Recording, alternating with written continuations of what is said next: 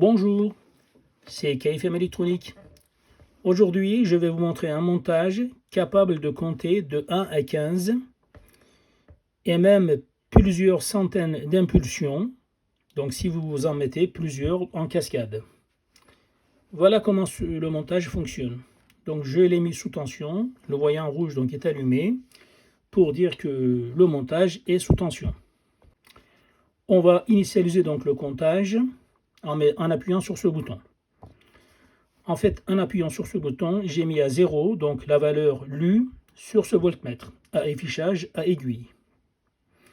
Ensuite, en fait, chaque volt correspondra à une impulsion. 1 volt au chiffre 1, 2 volts au chiffre 2, etc. Donc, on pourra compter jusqu'à 15 donc impulsions quand c'est indiqué 15 volts.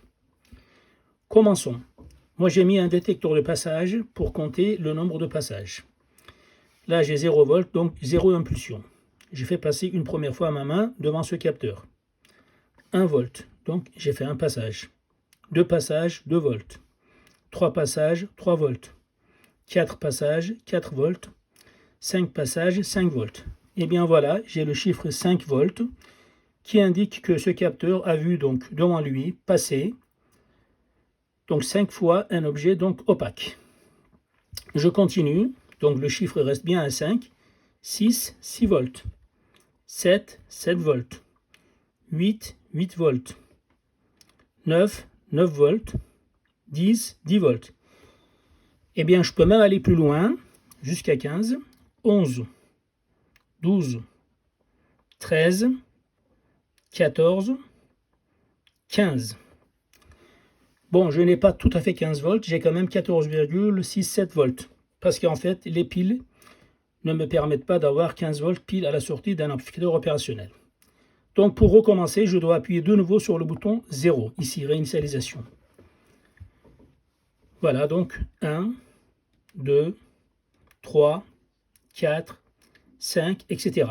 Je peux même compter par là. Donc le montage peut recevoir un contact sec, 6, 7, 8, 9, 10. Voilà donc un montage qui est capable d'identifier parfaitement un nombre d'impulsions de 1 à 15.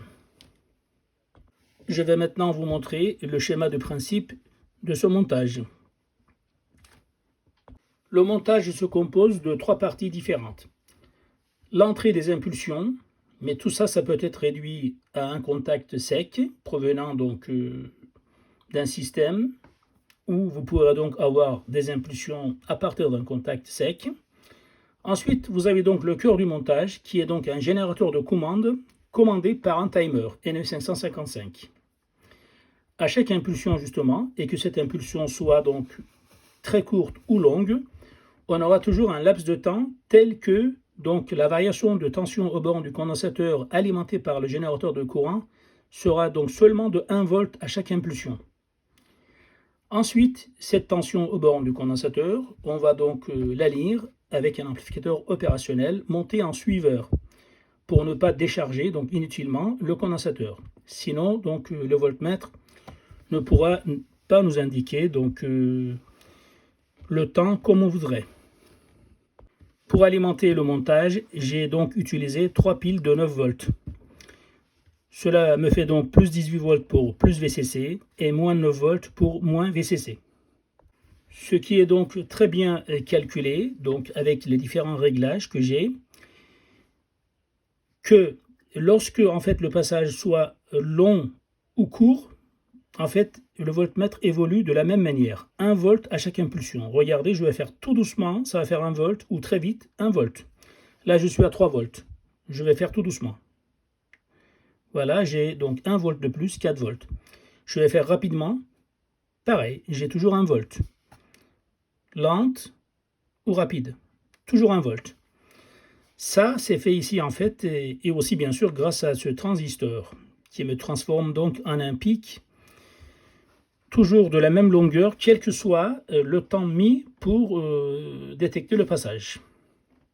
Voici le schéma de principe de notre montage. Il se compose de 3 parties. La première partie, et ensuite la deuxième et la troisième partie. La première partie du montage nous envoie donc les impulsions à compter. Donc les impulsions peuvent être à la sortie d'un contact sec ou alors un bouton poussoir, comme ceci, S1, ou alors un capteur de, par exemple, passage. Mais ça peut être aussi une barrière. Une barrière, par exemple, qui envoie des créneaux donc plus VCC à chaque fois qu'il y a un passage devant un capteur LDR. Petite précision, cette résistance est une résistance variable de 100 kΩ. J'avais oublié de la noter. Ensuite, les signaux récoltés donc au point A, en fait, ce sont des petites impulsions très courtes créées grâce à cette résistance montée en parallèle avec ce condensateur. C'est envoyé donc à l'entrée de notre timer, fait à partir d'un NE 555. Lorsque donc le NE 555 reçoit donc un signal bas brièvement donc à son entrée 2, en fait il y a un temps T tel que donc cette résistance insérée avec celle-là et avec ce condensateur nous fournit donc une base de temps. Donc toujours identique par contre justement pour que l'on puisse à chaque fois incrémenter la tension aux bornes de ce condensateur d'une même donc différence de tension, 1 volt à chaque impulsion. Et bien ceci est créé grâce à cette base de donc, générateur de courant, donc constant, fait avec ce transistor PNP BC557 et cette résistance insérée avec cette autre résistance qui permet justement de régler donc l'intensité donc à courant constant. Ensuite donc la tension borne de ce condensateur.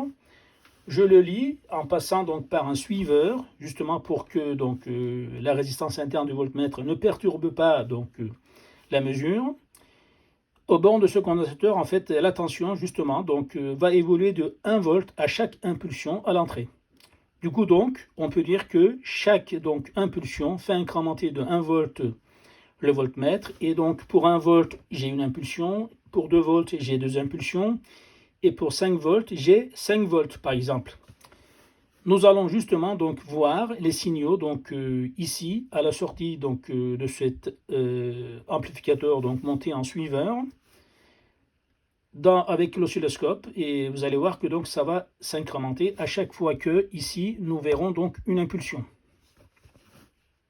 Ce bouton poussoir S2 par contre nous sert à réinitialiser le montage pour qu'il soit de nouveau prêt à compter à partir d'une impulsion. Donc chaque appui sur ce bouton donc, fait tomber le voltmètre à 0 volt. Voilà, par contre, dans un système d'automatisme, on pourrait très bien donc, remplacer aussi par un capteur pour justement insérer ce montage dans un processus d'automatisation, d'asservissement. Par exemple, on compte de 1 à 10, un paquet d'objets, et ensuite on utilise donc une sortie, par exemple un vérin ou un tapis pour donc faire ce qu'on a à faire.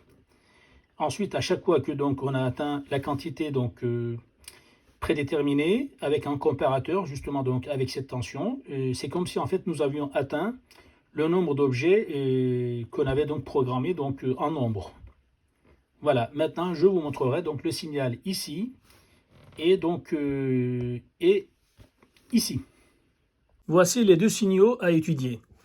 Le signal donc canal 1 en signal jaune. C'est la sortie donc aux bornes du condensateur de référence, dans lequel un courant constant donc, est envoyé à chaque impulsion pendant un certain temps. Ce n'est pas très important de le savoir. En fait, après, avec les résistances de réglage, cela se met en place tout seul. Donc, je n'ai pas besoin de détailler les calculs.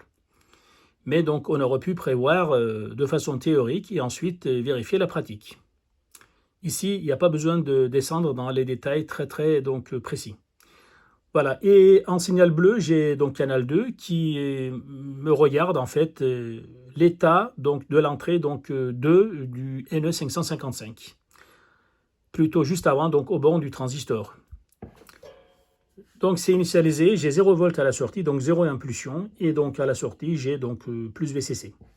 Je vais envoyer donc une impulsion, donc soit par bouton poussoir, soit par passage devant donc le capteur LDR. Donc une impulsion égale 1 volt. 2 impulsions égale 2 volts. 3 impulsions égale 3 volts. 4 impulsions égale 4 volts. 5 impulsions égale 5 volts. 6, 7, 8, 9 et 10. On va déjà bloquer donc l'oscilloscope pour pouvoir donc vérifier. Voilà, j'ai bloqué l'oscilloscope. Eh bien, j'ai bien, donc ici, 1, 2, 3, 4, 5, 6, 7, 8, 9, 10 impulsions, donc 10 volts. 2 carreaux donc, de 5 volts, ça fait donc aussi 10 volts. Voilà. Donc, quel que soit l'écartement entre les impulsions, en fait, notre tension aux bornes du condensateur évolue de la même manière. 1 volt à chaque impulsion. Que cette impulsion soit longue ou courte. Continuez à compter. 11e impulsion, donc 11 volts. 12e impulsion, 13e, 14e et 15e. Voilà, donc on va de nouveau bloquer. Voilà. En fait, à la sortie, je n'ai pas tout à fait 15 volts. C'est pas grave. J'ai 14,89 par contre. Voilà. Mais ça, c'est dû à l'alimentation plus VCC.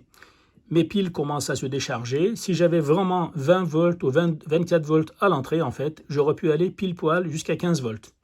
C'est déjà pas mal. Donc 11, 12, 13, 14, 15e impulsion, j'ai 15 volts. Vous avez vu donc qu'on peut juste lire la tension aux bornes du voltmètre et donc déduire le nombre d'impulsions qui a été donné. Actuellement, nous sommes donc arrêtés donc, à la 15e impulsion. Donc j'ai une sortie donc, à 15 volts. Voilà ce qui se passe quand je réinitialise en appuyant sur le bouton de réinitialisation. Eh bien, à la sortie, donc, la tension aux bornes du condensateur tombe à 0.